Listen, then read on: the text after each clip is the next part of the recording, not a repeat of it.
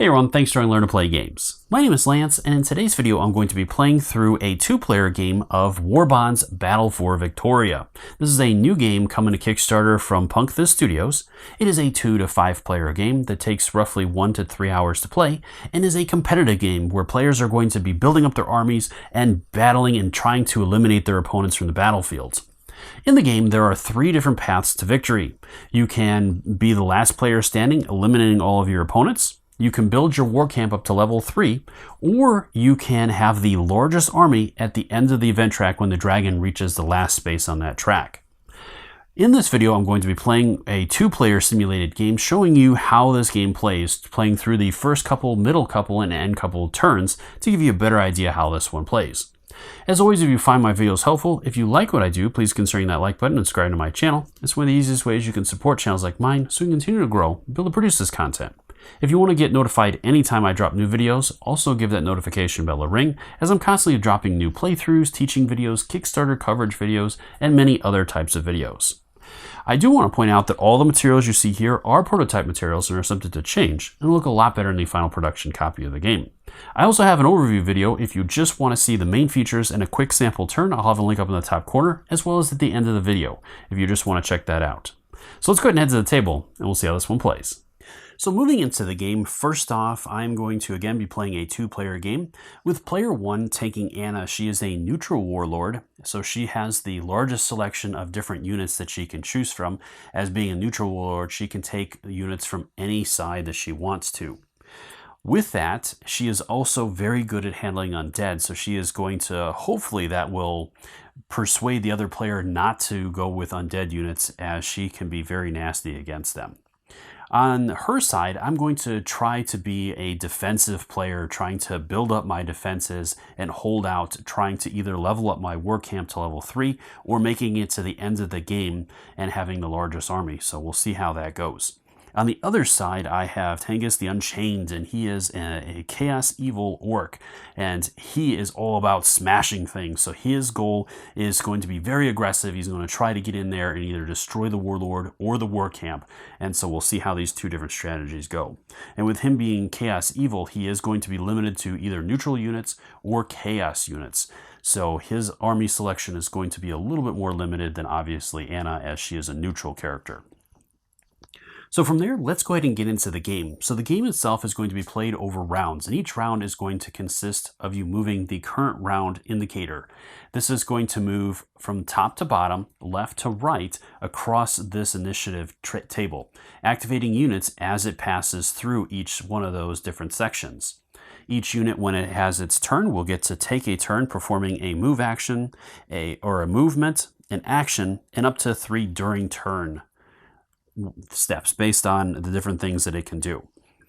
So from there, after that, once all the units have gone, then you'll move into the war camps where you're going to handle all those, and then it'll move on and you'll go into recalls, and then finally making your way down through all that where you'll have to handle the event and a number of other steps as we get into it.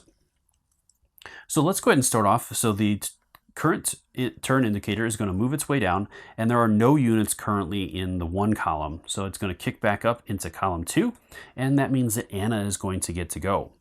And initially, with our players, there's not going to be a whole lot of interaction, as they're going to be spending these first couple turns kind of building their armies and trying to get into different positions based on what they're trying to do.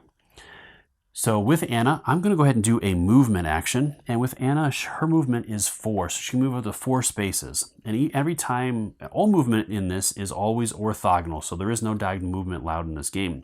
So with our units, again, like I said, I'm trying to build up at this point. So I want to get next to this deploy wild units section with her. So I'm going to move over 1, 2, and 3. And I'm just going to go ahead and end there and not do any more movement. And I'm going to go ahead and use my action then, and I can mark these as well. So let me handle that real quick so you can kind of see these first couple steps here. So I've done all my movement, and as my action, I'm going to go ahead and deploy unit. So with Anna, I get to choose one of the units in the book. So let's see, what do I want with her?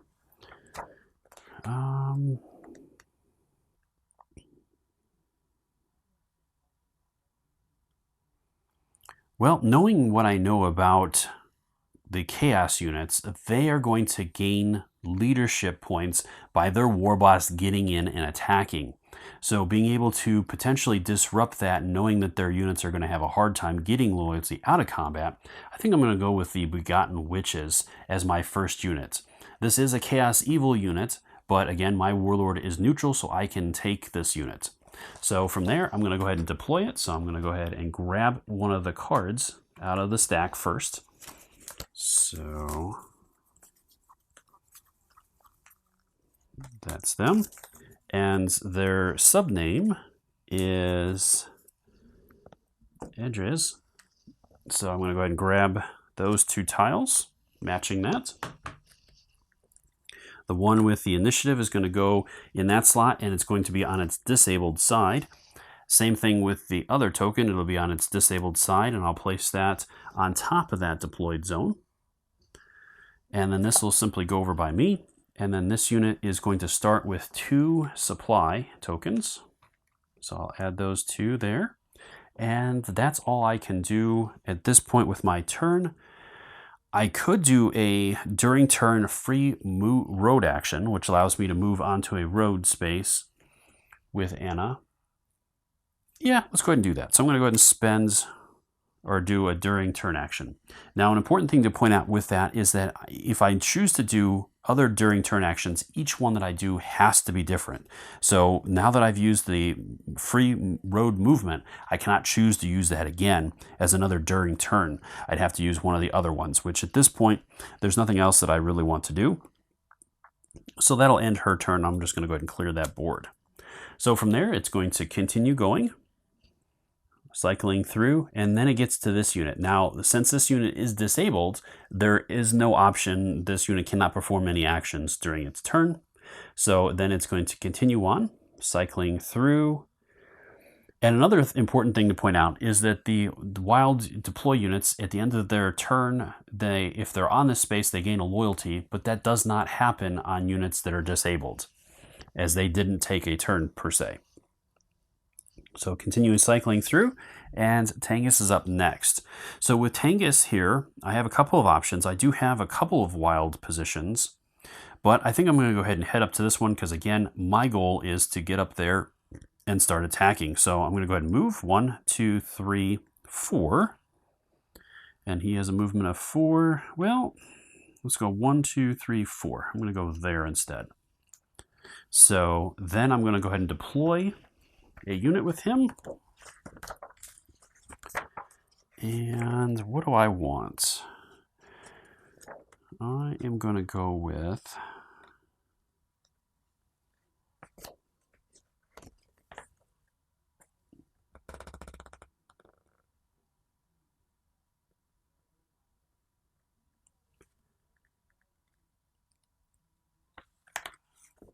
I think I'm going to go with some Little Anarchists.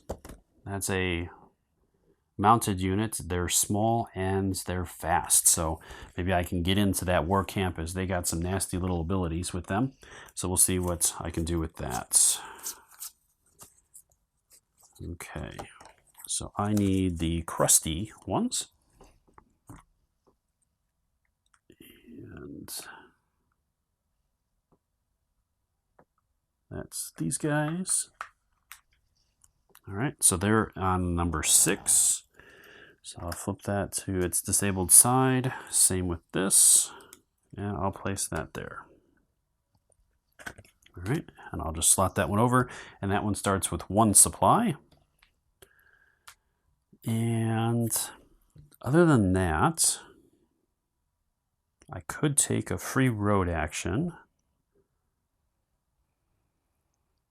Yeah, I think so. So I'm going to go ahead and move down. All right. And that's pretty much all I want to do with him. So then it's going to continue cycling through. And now that it's reached the end of the track, it's going to kick over to the war camps. So it's going to start with player 1's war camp.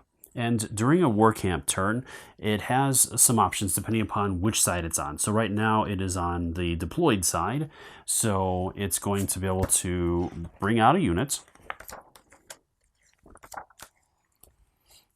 So it's on its encampment side, so it can do a deployment, which is a full turn action, allows it to deploy 1 unit into one of its adjacent spaces. And then it also can take some different action or some during turn actions as well, which it can do an attack if there's an enemy that's adjacent to it, again, one of its spaces, or it can do a provision, which allows it to target one ally unit within its borders, and it can have that unit rest, which is for warlords to heal. It can do a full restock, which allows it to completely heal a squad, or it can do a full resupply where a squad regains all of its supply tokens. So again, at this point, I'm not going to do any of that, so I think that will be, at this point, I'm just going to do the deployments. So what do I want to deploy at this point? I think I'm going to go with a defensive unit, so I'm going to go with some phalanx. So let me pull that one of those units out.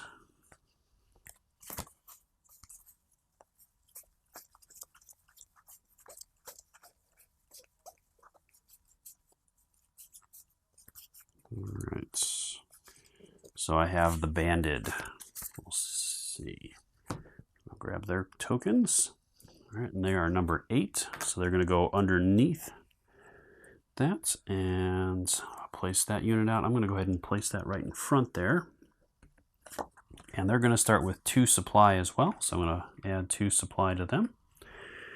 And I think that is all I'm going to do with that unit.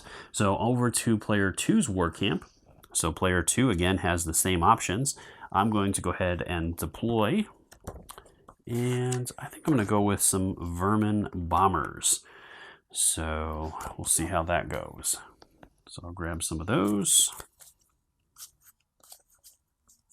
So let's do adjusting.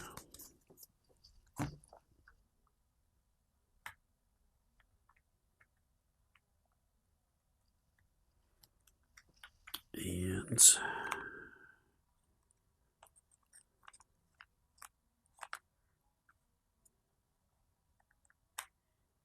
there they are. I had them in the wrong slot there. Okay. So again, they are going to be initiative 5, so I'll slot them in there. And their unit is going to go, I'll put it there. And they are going to start with 1 supply.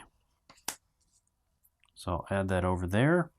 And I think that's all I want to do at this point. Well, actually I could do a road movement, so I'm going to go ahead and do that and move that up as well. That's the only way the war camp can move normally when it is in its encampment form. Now, if I was in my other form, then I could move, but I could not deploy. All right, so that's going to cycle through here. From there, then it's going to move into the repair step. So if either one of the war camps were damaged at this point, they could repair some of their damage. Next, I'm going to collect any loyalty that's out there from recalled units, which none of that happened at this point. And then if any units had died, when a unit dies, a player places their token in there that was underneath that unit. And during this step, they can recover one of those tokens. So there's nothing there. So then we're going to move up. We're going to go through the recalls. There aren't any recalls, so then it's over to moving the dragon. So we have war speech. So with war speech, and all those are going to be outlined here, it says starting with player 1, pick between gaining 1 leadership or 1 loyalty for each of your currently deployed units. All right, so I am going to take a leadership with Anna, and with Tengus, I think I'm going to take a loyalty for each one of my units. So I will gain 1 loyalty for each one of those. And that is all that one does. So from there, then it's going to move on to concede. neither one of our players are obviously conceding in round 1. Next is exchanging leadership. So this allows the players to cash in 3 loyalty tokens that they can take from any of their units in any combination they want.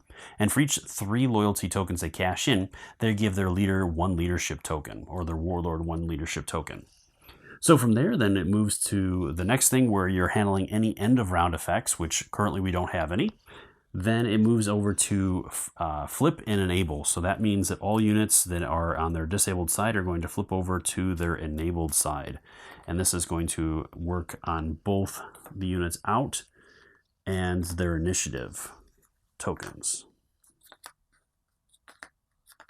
So all those are out. And then the final thing is to start a new round. So this will kick back over and we're going to start a new round. So at this point, I'm going to take a couple of turns off camera because these first couple turns are really just about the players kind of building up their armies and then starting to move them into different positions that they're trying to achieve. For example, with Tengus, he might want to kind of spread out and do kind of a pincer kind of thing, or with the other player, building up that defensive and then maybe having a couple flanking units out there. So we'll have to see how that goes. But at this point, I'm going to take a couple turns off camera and we'll be back a little bit later to see how our players are doing. All right, so getting back into it, both of our armies have had a chance to build up and are at their max capacity at 6 units. With the orc here, he is ready to charge in and start dealing out some pain and punishment. So we'll see how his strategy goes and if the other players' defenses are ready for him.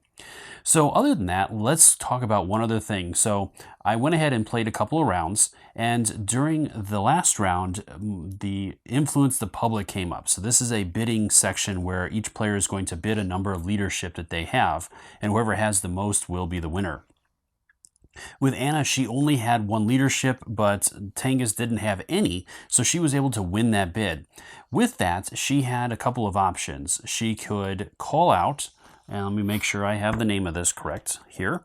She can incite a revolt. So on the battle mat, all chaos units gain a loyalty, while all law units lose a loyalty. So obviously she wasn't going to do that, as her units are mainly lawful. She could enforce order. On the battlefield, all law units gain 1, while all chaos units lose 1.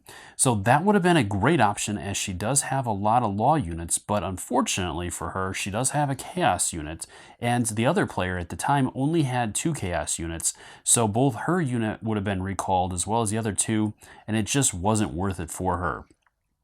So the other option was to do Stifle Rumors, where all warlords gain 1 leadership. So I went ahead and handled that. And then as part of that, she can choose to advance the dragon 1 space, so battle cry. So I actually missed part of that, where I was supposed to give each one of my warlords 1 more as part of that. So at this point, then that has all been handled. The other benefit to that is that she gains a couple of points towards her war camp. And when she has 3 of those points, she's going to gain a level. So that's one of the other ways that players can win, is by building up their war camp to level 3. So she's on her way to level 2 at this point. So we'll see how if she's able to get some more of that going here. So at this point, we're ready to jump back into the game, starting off with the Cabal. So that is a very fast unit. So we're going to see what happens with this. He has a movement of 7. They're just a bunch of crows, but they have a really fun ability here. So we're going to go ahead and see how this works. So I'm going to go ahead and go 1, 2, 3, 4, and stop there, and use my ability here. So this one is Scavenge. So it lets me take an action, and I target all nearby enemy units. So actually, I'm going to move over 1 more. So I'm going to go there, because nearby units are only going to be the units that are in the X pattern around that unit. So in order to do this, then target all nearby enemy units. Each loses up to 3 of their supply. If any supply was lost, this unit gains a gift. So the Begotten Witches are going to lose both of their supply tokens, and the crows here are going to gain a gift, and the gift they can spend immediately to pay, or it's an immediate effect, and it lets them pay 1 gift and target a nearby ally unit and it's going to gain 3 supply and a loyalty. So that's really good. So he just needs to get back to his lines and help out one of his units with that. And I think at this point, that's all that character can do, because he did do the action, so he cannot choose to attack on top of that. So that is it for those little guys. So then it's over to their warlord. So with her, I plopped her on top of the camp to really maximize her influence area, as she only has an influence of 2, so it's going to cover all the spaces around her. And as we're going to get into combat here shortly, her units are going to potentially start being able to gain loyalty with her presence being around. So I felt like it was a good idea to plop her on top of that war camp to be able to take care of that, as well as defending it. As we have a couple of units that are trying to make their way around, she is trying to get into a defensive position to hopefully help that war camp out as well. All right, so her turn is done at this point. I'm not going to do anything else. So it's going to move over to the Begotten Witches. So they are going to attack, because there's not much else that they really want to do. Well, they could move after that, but let's go ahead and start off with the attack action. So it's a volley when it targets a unit up to 2 spaces away. Now they are flying, as well as the crows are flying, so she can target them. It's going to deal 2 magic damage, and it's +1 against elementals. And the birds are not elementals. So she's going to do 2 damage to the birds. Right. So birds are going to take 2. All right. And the birds do not have any resistances either, so that is all of that. And does she want to move? She does, I think. I'm going to go ahead and move 1, 2, 3. And yep, I'm going to go there. All right, so that is all her turn. So then it's over to the flying vermin. And with them, I do have a cluster bomb. Lets me target 1 space away, and I can pay 1 supply, deals fire or poison damage. Gains +1 on their attack versus small, +1 versus large. Ground splash 2. All right, so this one has a movement of 6. So I'm going to go 1, 2, 3, 4, 5. And then I'm going to use its bomb. So this is a range of 1. So I'm going to go ahead and target the knights over there. This one does fire damage, and it's +1 versus small and +1 versus large, but the knights are neither. And they are not resistant to fire, so it is going to deal 3 damage to the knights.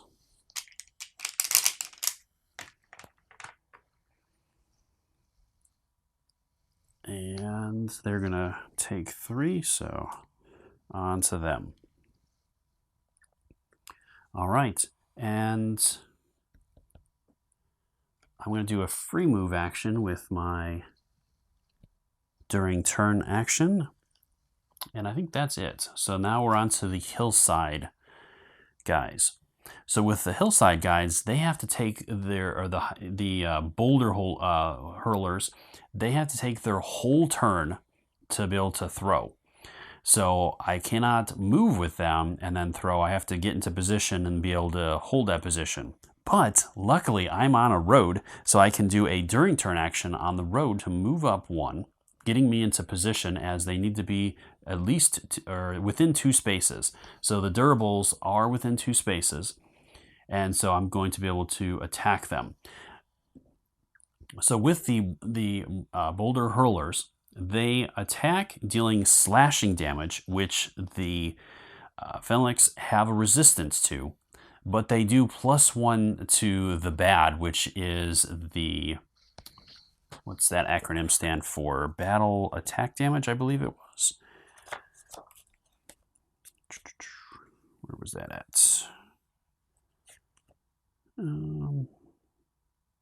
It's a base attack damage. Okay, so normally with that, all units do 1 damage per attack. with this attack, that bumps it up to 2 damage per attack. So at this point, they could deal 8 damage to the Phalanx.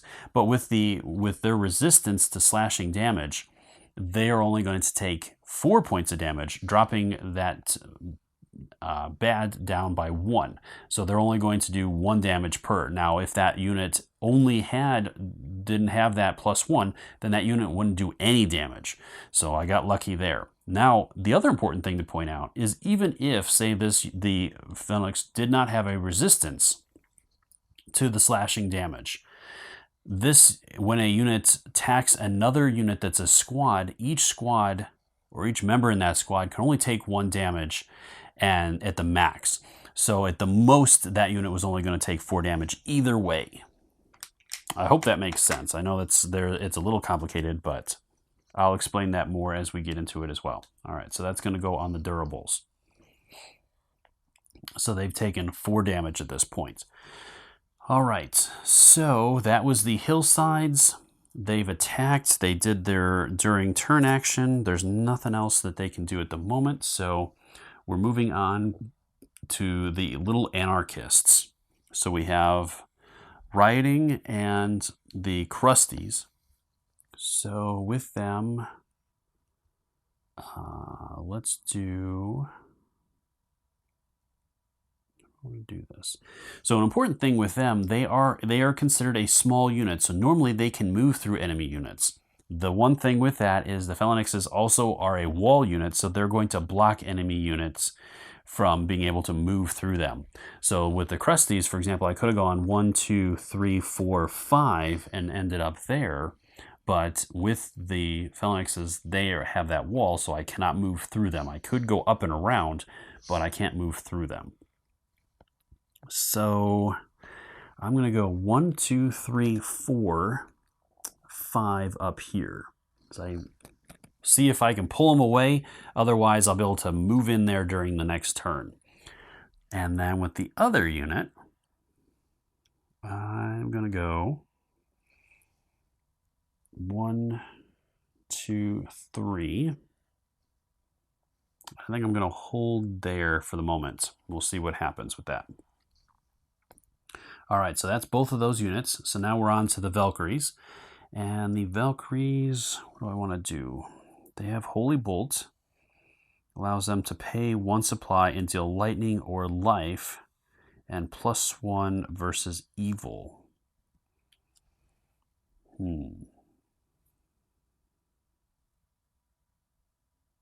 So let's see here. If they target the Cabal, that's a neutral unit, so that's not going to necessarily do them any good. I'm going to go 1, 2, 3, 4, 5. And I'm going to target this unit down here.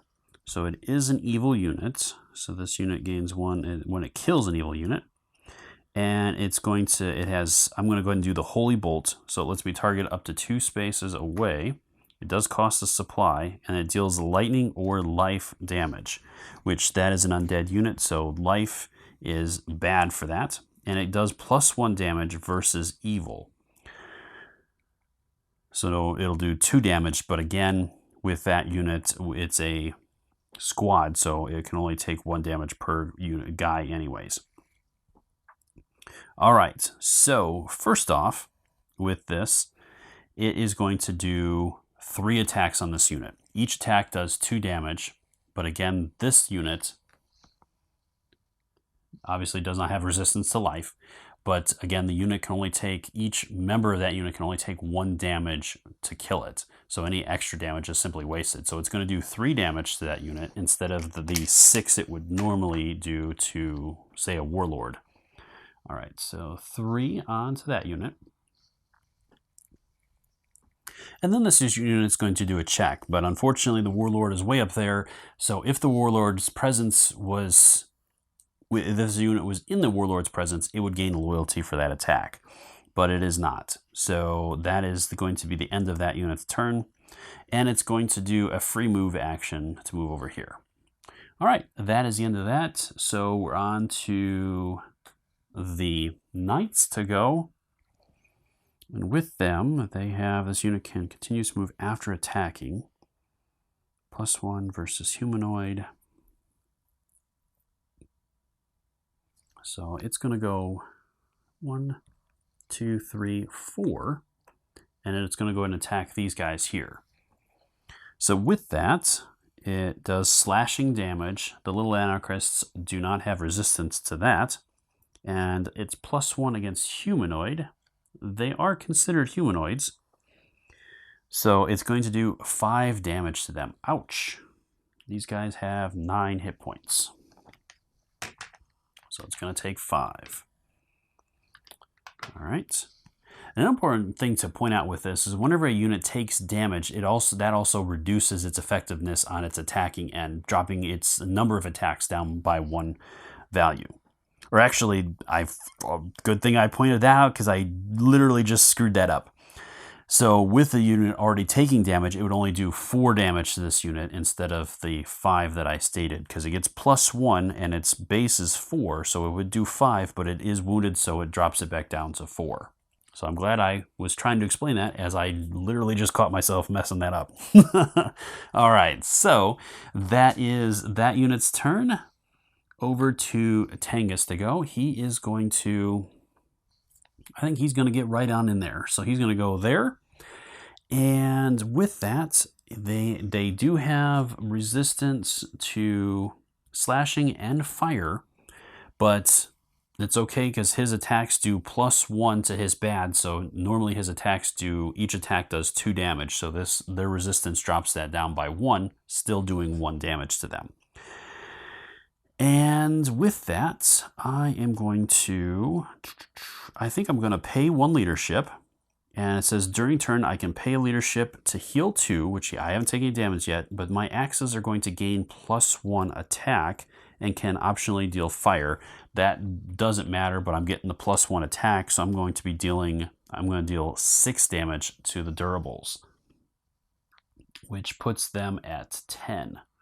So they're almost gone. All right, then it is on to the Phalanxes to go. So with that, I have the banded first. So the question now is, do I move with the banded or do I hold the line?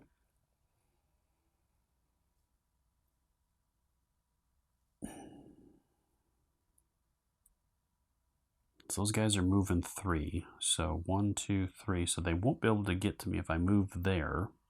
But it does open the doorway open, or puts the doorway open for those guys to potentially just ride on in there. So I think I am going to just hold the line with the banded. So then it'll move over to the durables to go next. So the durables are going to... Now this is another important thing. With both the durables and the marching, they can attack Tangus, but with their attack, their attack only does 1 point of damage per attack, and their attacks are slashing, and he has resistance to slashing, so he will not take any damage from those attacks. But by doing the attack, they still get the check, and they're still going to get the leadership. So even with them not being able to do any damage, it is beneficial to attack him, as they're simply going to continue to gain loyalty from that as well. So that is going to be big. So they're going to go ahead and each do that. So the bandit are going to get it, and the marching are going to get it, as they're both attacking him, but they don't do any damage. Now, the other thing is that with that, at later points, they can do the power strike, which allows them to spend a loyalty, and that will allow them to choose the type of attack damage that they deal out from a selection, which I'll go over that a little bit later. So that in that way, then they could potentially start doing some damage to him. But they have to spend their loyalty to do it. All right, so then we're on to these guys here, and they held off last turn. This turn, it might be good for them to start moving up at this point.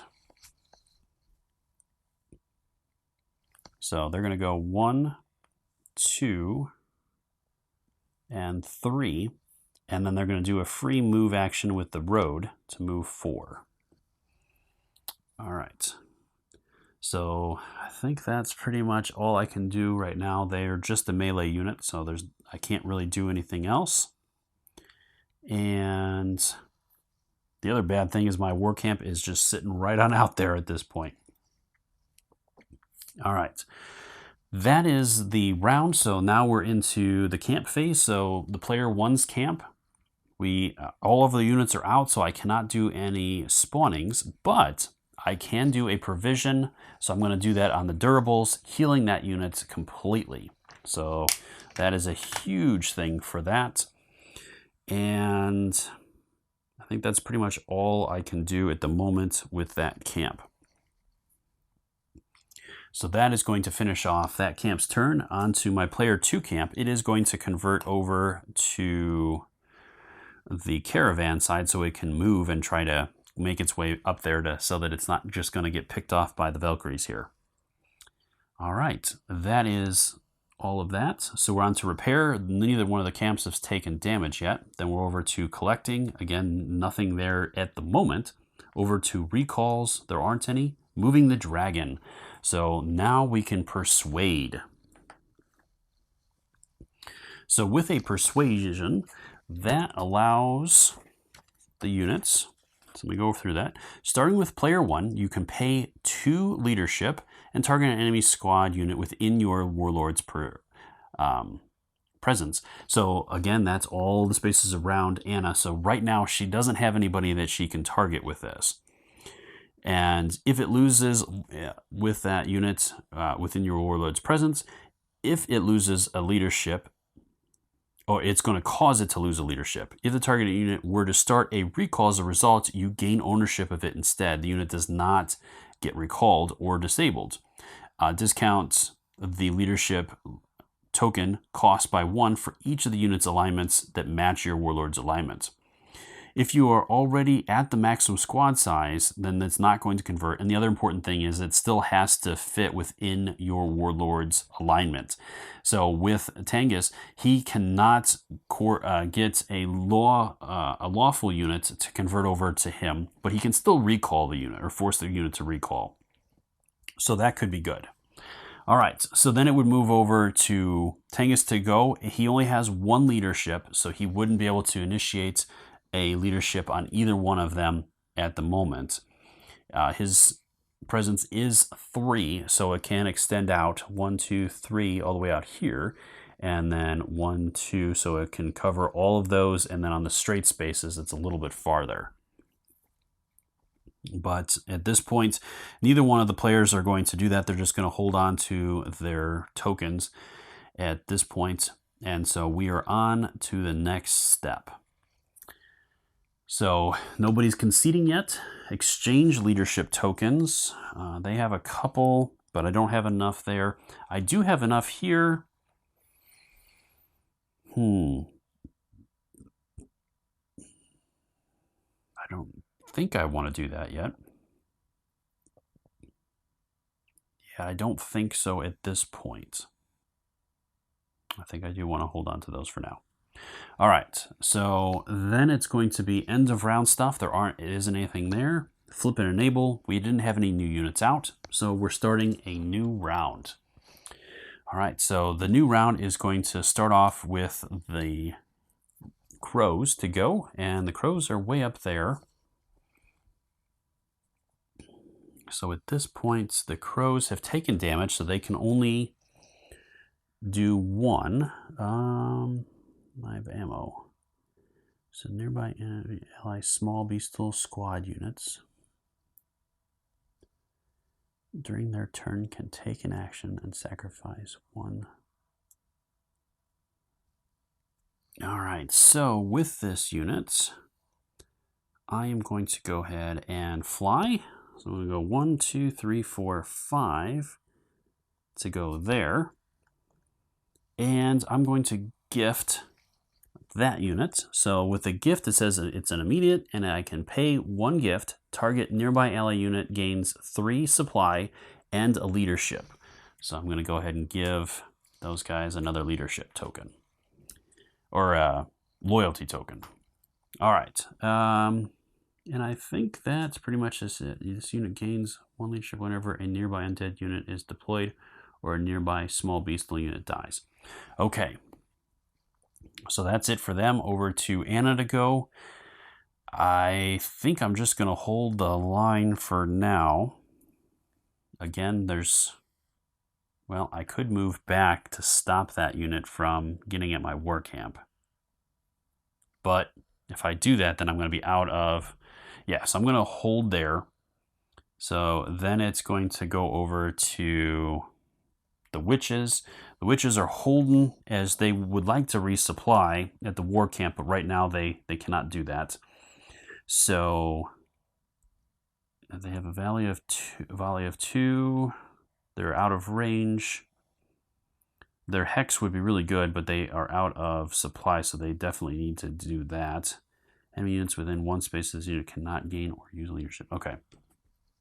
So I think they're just gonna... Well...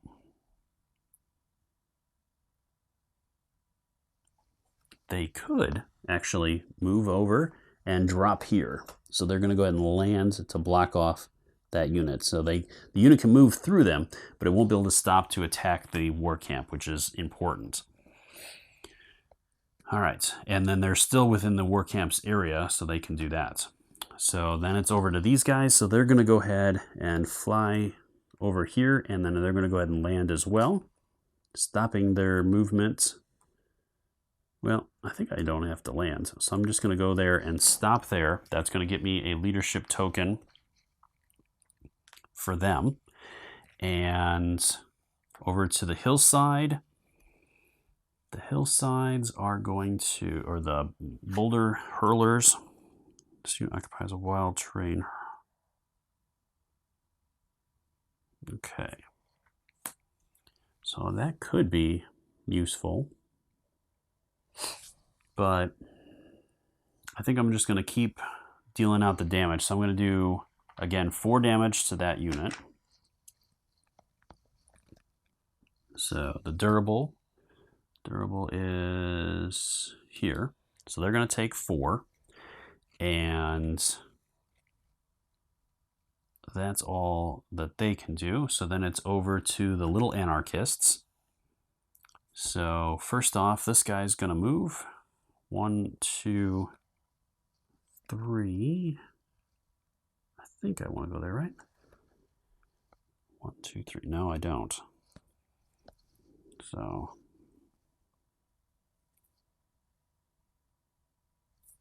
gaining leadership is going to be good, though.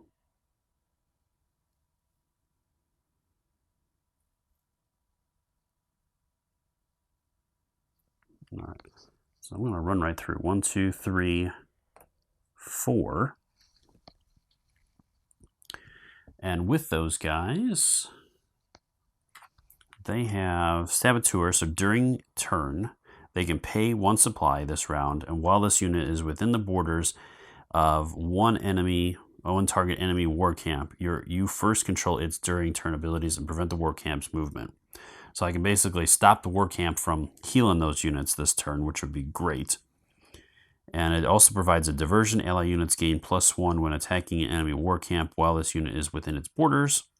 And sneaky, at the end of the turn, this unit gains 1 leadership or 1 loyalty if it is within the borders of an enemy war camp. So that's going to be good too. All right, so that is that one. And then we also have the crusties up there as well. So crusties are going to go ahead and move in. And they're within the range of the warlord, which is good. So with the crusties, I am going to go ahead and attack. And the witches are going to take 2 damage, as they're not resistant to that. So 2 damage on the witches.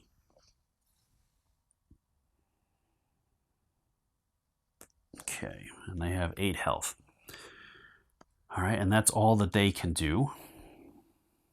So it is over to the Valkyries to go. So the Valkyries are simply going to move over 1. They are going to, well, they're out of supply, so they're going to have to land. So I'll go ahead and just land there. And then I'm going to go ahead and do an attack. So it's a Thunder Spear. It deals slashing damage or lightning, and it's +1 versus armored. I don't think they are. Is the war camp considered armored? I don't think so. War camps, yeah, they don't really have the standard type of stuff, so I don't think so.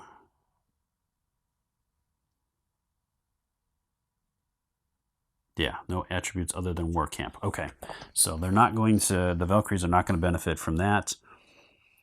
And so they're going to do 3 damage to the war camp. So that player has taken 3.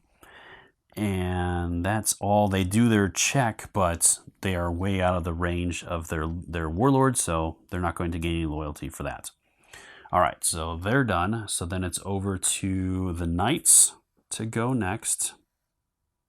They have a movement of 5.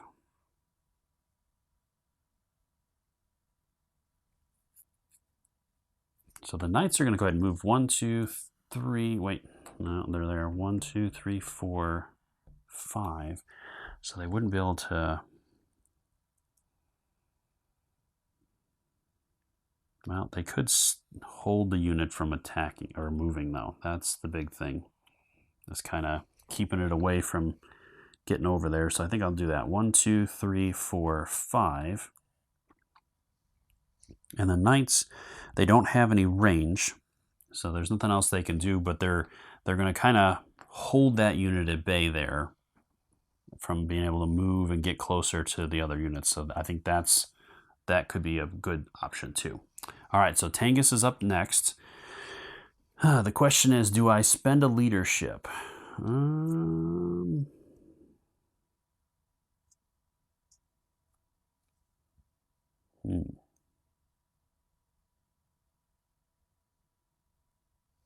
Do I spend a leadership? I don't think so, because it's not going to kill the unit anyway, so it doesn't really matter. So I'm going to go ahead and do 5 damage to it, so the durables are up to 9 damage. All right, so that's that. And then with that, the Crusties are going to gain a loyalty for that because he's within that range, and this is just for chaos units. So nobody else right now is going to gain that benefit. All right, so that is everything for him, and then it's over to them. So both the durable and marching are going to attack. But let's go ahead and handle the banded first because they do have a unit that they can target. So they're going to go ahead and do that onto the rioters. And they do have resistance to fire, but these guys don't deal fire. So they're just doing, and they're +1 versus mounted. These guys are mounted, so they're going to take 4 damage from that. And these guys are going to gain a loyalty for attacking, and they are within their warlord's presence. Yes, that was the bandits. So then both the durables and the marchings are going to also do the same thing against Tangus. So they're both going to gain a loyalty. They won't be able to do any damage, but the loyalty is important. All right, and then it's over to the bleeding horrors. They're going to move 3, so 1, 2, and 3. And with these guys, they've taken 3 damage.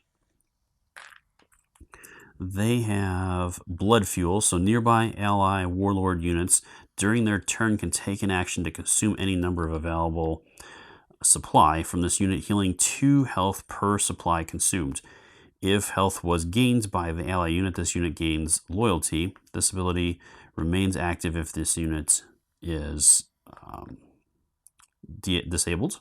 And then it has blood pool. At the end of the turn, this unit gains 2 supply if it's dealt damage to an enemy non-undead humanoid or beastal unit. All right, so that's some interesting stuff for that. But it can attack, and this one does death damage. So it is going to attack durables, and it does death damage. So it is going to bypass they don't have any resistances to that. So it's going to deal 3, and that will be enough to bring that unit down. So at this point, that unit is going to lose all of its supplies, including its loyalty, and its token is going to be removed, placed in the graveyard, and then these are the durables, so they're going to drop out of there. And I'll just set this stuff off to the side for now. I'll slide these guys up.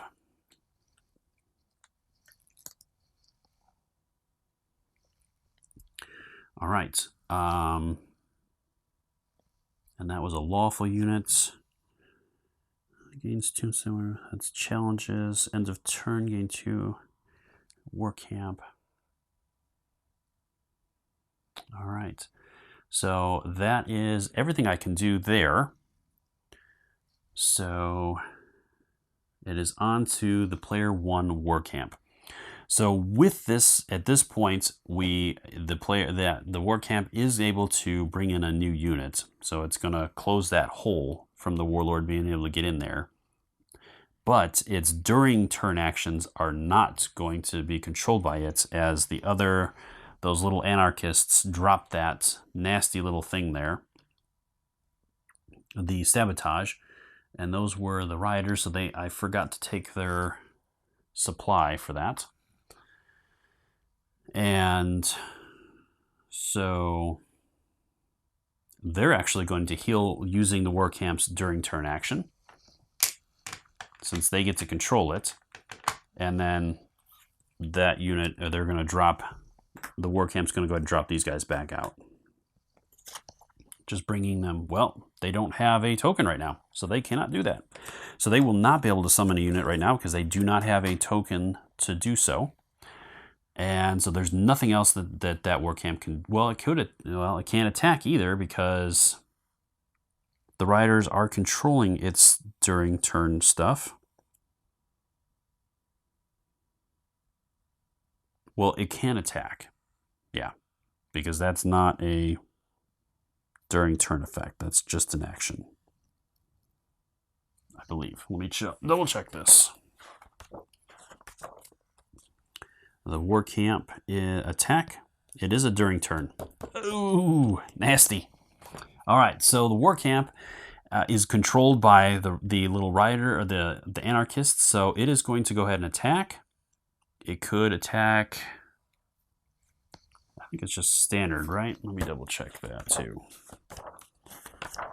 Okay, so the attack, it targets one target within the borders, deals normal, slashing, fire, or ice.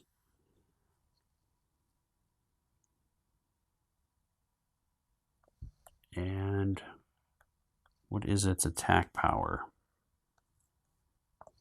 It's 4. Oof. So witches have resistance. I'm actually going to target the witches. And did they get something in this turn? This unit gains. Okay. I should have gotten a loyalty from them because they ended their turn within the borders of the camp. So I went and take care of that. And the camp is going to attack the witches for 4 damage, so they're up to 6. All right. That is that. So now it's the player 2 camp. And with that, what is its movement? Is it considered mounted? I would assume that's going to cause quite a problem for the war camp. It is, let's see, war camp is destroyed. Nope. Full turn, move it to 4 spaces as mounted. It was blocked by game piece other.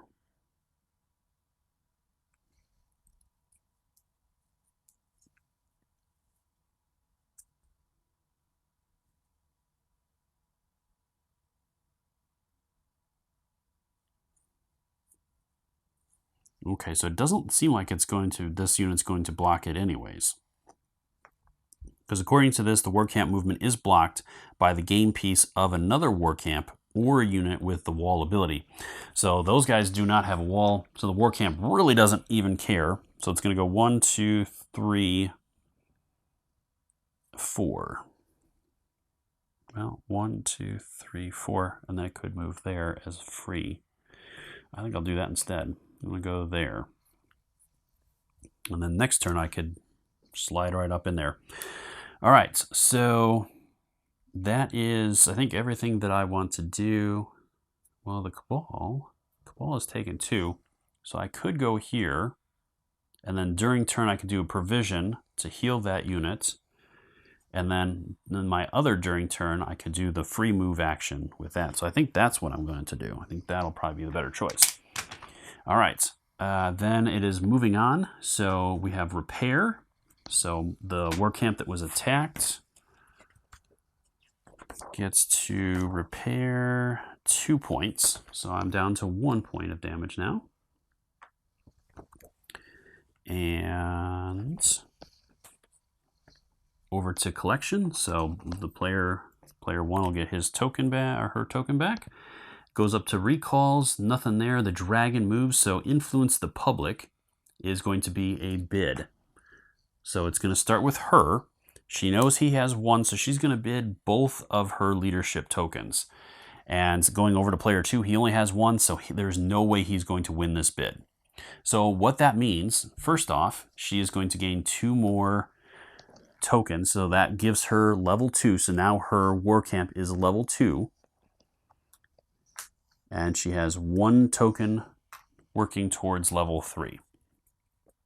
So the next influence the bid, Tangus has to win, otherwise she is going to pull this off.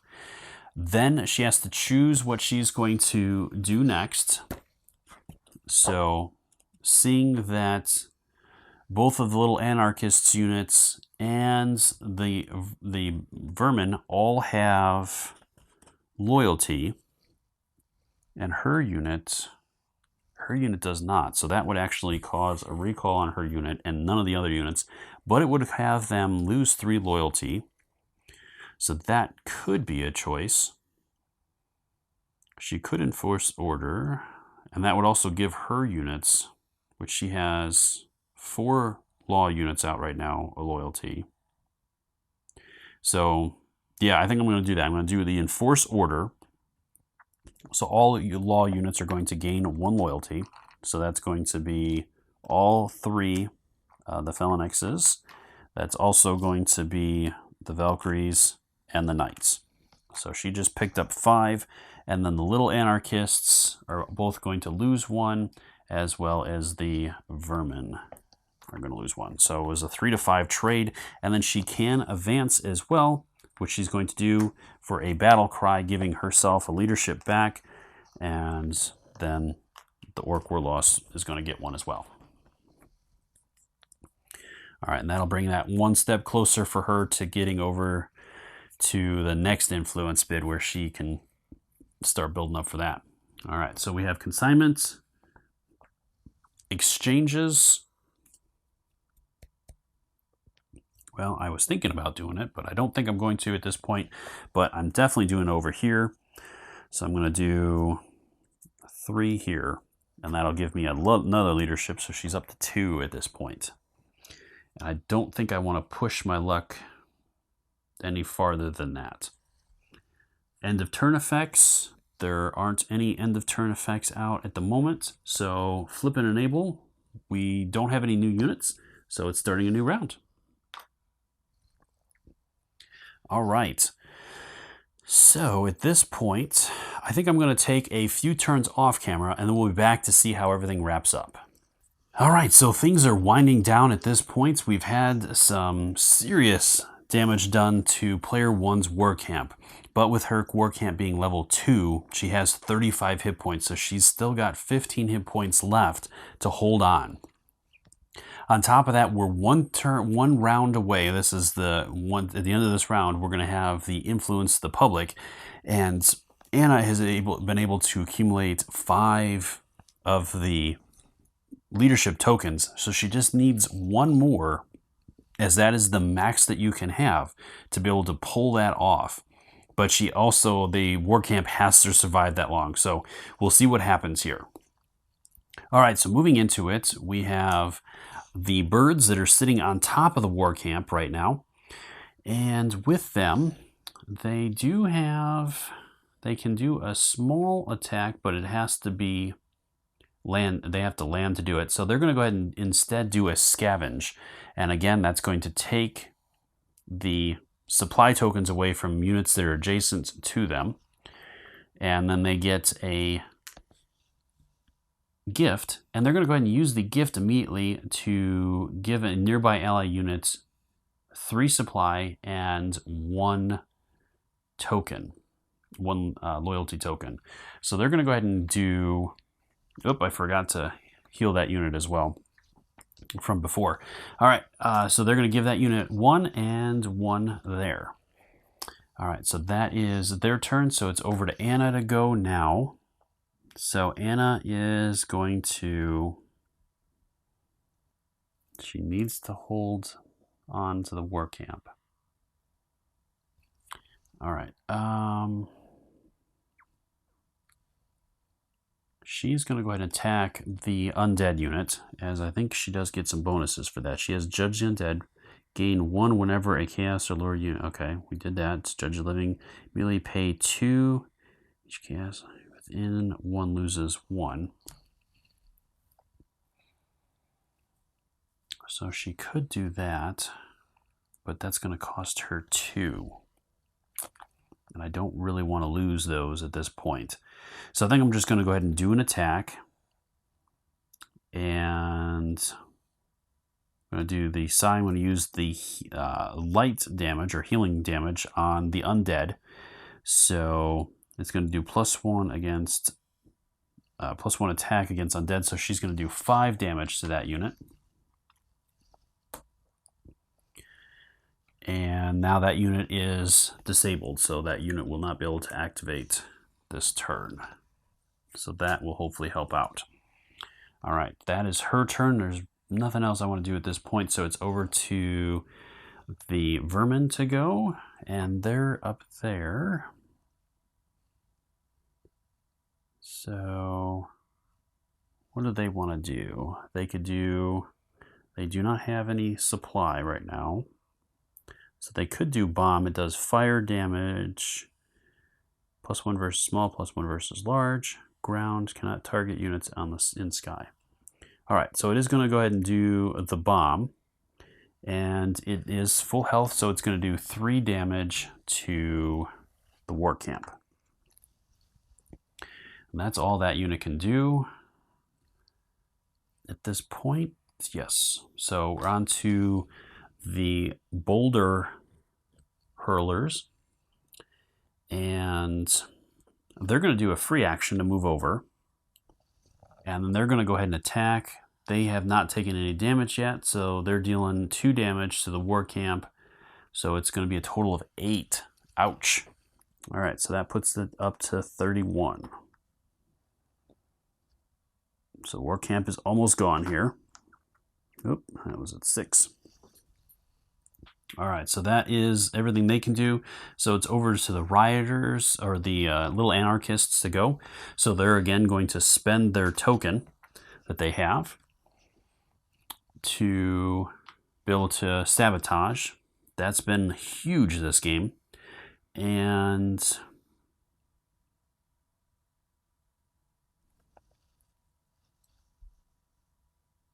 they're going to go ahead and attack as well. They're right underneath the vermin. That's why you can't see them right now. They're going to do 3 damage to the war camp. So it's down to 34. So 1 hit point left. All right, so then the Valkyries are up next. And at this point, it's probably a little too late. They're going to go 1, 2, 3, 4, and attack the other war camp. So they're going to do 3 damage. So that puts that one up to 9. And then they can continue moving. No, they can't. That's the other unit. So they're going to hold there. All right, and then it's over to these guys to go. They're going to go 1, 2, 3, 4 and attack that unit as well. They have 1, so they're going to do 3 more, so that is going to be 12 points. Okay, that is their turn. So Tengus is up next. So at this point, with the war camp only having 1 hit point left, he's going to go ahead and attack it. Why not? And he doesn't even need to upgrade. He's going to do 10 points of damage to the war camp, and that is going to bring it down. So unfortunately, it was super close, but it just could not hold on long enough. There was too many enemies surrounding it, and we weren't able to... The only other thing that could have been done with the enemy war camp, it was very vulnerable out here. So if I could have gotten another unit potentially on it to do additional damage, I might have been able to take it down, because with Tengus, he was not defending it at all. But that is it. Otherwise, it would have definitely gone to her with Influence the Public, as she was going to have enough loyalty to pull that off, I think, at that point. All right. Well, that was a well-fought battle, but unfortunately the forces of chaos have prevailed. So I hope you found this video helpful in deciding whether or not this is one you want to back on Kickstarter. As always, if you have any questions or comments, please post those in the comment section below and I'll do my best to answer them. Or swing by the Kickstarter's comment section and drop any questions you have there as well. I'm sure the creator would love to hear from you and is more than happy to answer any questions you have. Until next time, I'll see you later.